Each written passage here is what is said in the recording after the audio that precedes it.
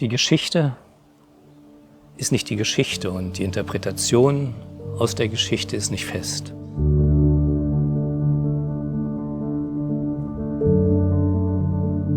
Transitional Justice ist eine Erfindung, die sehr spät gekommen ist, lange nachdem Deutschland sich mit seiner Vergangenheit auseinandergesetzt hat. Und insofern denkt Deutschland über seine Vergangenheit und die Aufarbeitung der Vergangenheit nicht in den Kategorien von Transitional Justice, sondern in den Kategorien von Vergangenheitsaufarbeitung oder Verdrängung oder von Leugnung der Vergangenheit. Also andere Kategorien, die selbst in Deutschland entstanden sind. Und die Transitional Justice Geschichte ist etwas, was für die deutschen Akteure bis heute eigentlich eher etwas Äußerliches geblieben ist. Ja, Transitional Justice ist mehr und hat einen anderen Akzent, den es da hineinbringt. Es hat einen starken Gegenwartsbezug, es hat einen juristischen Bezug und es ist eigentlich der Versuch, komplexer sozusagen das Thema anzugehen, also verschiedene Facetten zu integrieren in ein Konzept und damit auch eine gewisse Professionalisierung und Übertragbarkeit zu ermöglichen. Ja, für Deutschland ist ja die Besonderheit, wenn wir heute im Jahr 2022 miteinander reden, dass die Geschichte, über die wir reden, und da müsste man auch noch sagen oder fragen, über welche Geschichte reden wir, lange zurückliegt. Denn wir haben ja in Deutschland zwei Vergangenheiten. Wir haben die Vergangenheit der Nazi-Verbrechen, das ist mehr als 75 Jahre, liegt es zurück. Und wir haben die Vergangenheit der kommunistischen Verbrechen. Die liegt noch nicht so lange zurück, 30 Jahre zurück. Und wenn wir über Transitional Justice reden und wir fangen an bei der Frage, wie gehen wir mit der Vergangenheit um, dann ist die Besonderheit, glaube ich, in Deutschland, dass trotz aller Versuche, beide Aufarbeitungsstränge zu integrieren, sie doch vergleichsweise separat bearbeitet werden in Deutschland. Und diese Konstellation ist eine, die historisch entstanden ist in Deutschland, weil man die Errungenschaften der Aufarbeitung des Nationalsozialismus, die Singularität der Verbrechen des Nationalsozialismus nicht relativieren wollte durch den zweiten Aufarbeitungsstrang der Aufarbeitung des Kommunismus. Gleichwohl stellt sich schon die Frage, ob Deutschland nicht diese beiden Stränge integrieren muss in einer stärkeren Weise. Und die Herausforderung, vor der wir heute stehen, ist zum Beispiel, wie verhalten wir uns zu Russland im Ukraine-Krieg?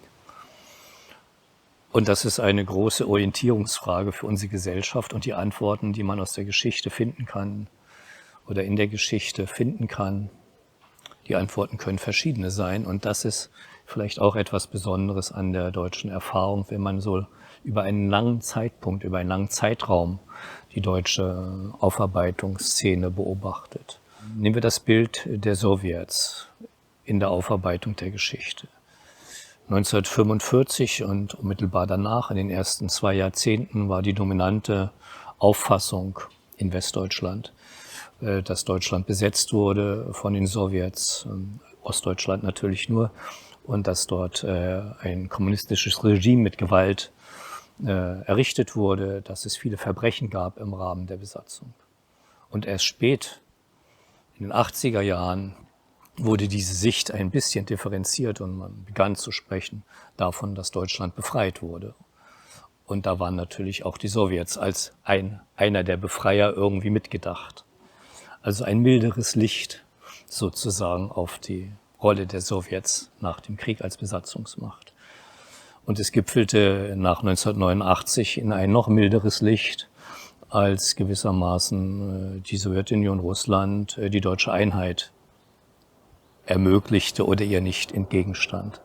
Wenn wir heute im Jahr 2022 auf die Rolle Russlands gucken, gibt es andere Stimmen, die das wieder anders akzentuieren würden. Sehr wahrscheinlich. Die sagen, okay, mit der Zulassung der deutschen Einheit durch die Sowjets ist nicht das Ende der Geschichte erreicht. Das war vielleicht die Ausnahme in der russischen Politik. Und die Konstante war vielleicht eine gewisse Aggression, ein Imperium, ein Machtanspruch, die Unterdrückung von Menschenrechten. Und damit müssen wir uns auseinandersetzen. Die Geschichte ist nicht die Geschichte und die Interpretation aus der Geschichte ist nicht fest. Und wir müssen damit umgehen, dass die Interpretation der Geschichte sich verändert über die Zeit. Ich glaube, wir müssen uns darüber unterhalten und wir müssen einen Diskurs darüber führen, der verschiedene Standpunkte akzeptiert und auch auf ihre Begründung, auf ihre Sinnhaftigkeit hinterfragt. Natürlich schaut, ist das historisch begründet, ist das sozusagen, orientiert sich das an der Wahrheit, aber es gibt verschiedene Perspektiven, die man aushalten muss. Ne?